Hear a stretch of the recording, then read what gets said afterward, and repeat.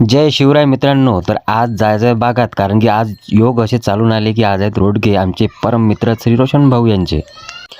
दर्यापुरात पोचलो, पेट्रोल पंपावर टाकलं पेट्रोल आणि निघालो मग इथून डायरेक्ट बागासाठी.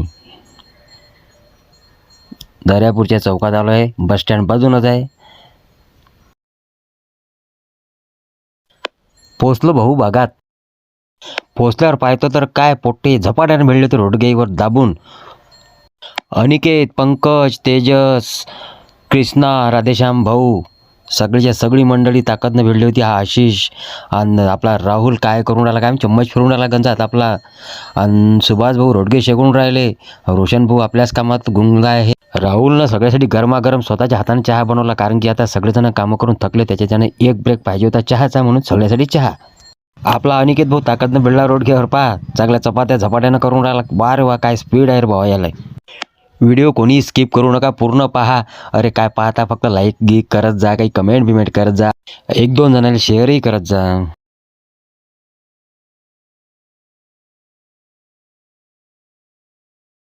रोडगे तर झाले भाऊ शेकून,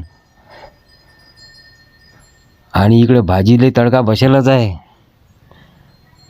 बस आता अर्ध्या एक तासाची वाट आहे, मग मस्तपैकी पंक्तीवर बसणं आहे आणि दाबून जेवण आहे आणि घराकडे जाणं आहे. चला तर मग आपण देवदर्शन करून घेऊ. हे लखमाजी महाराजाच्या मंदिराचं गेट.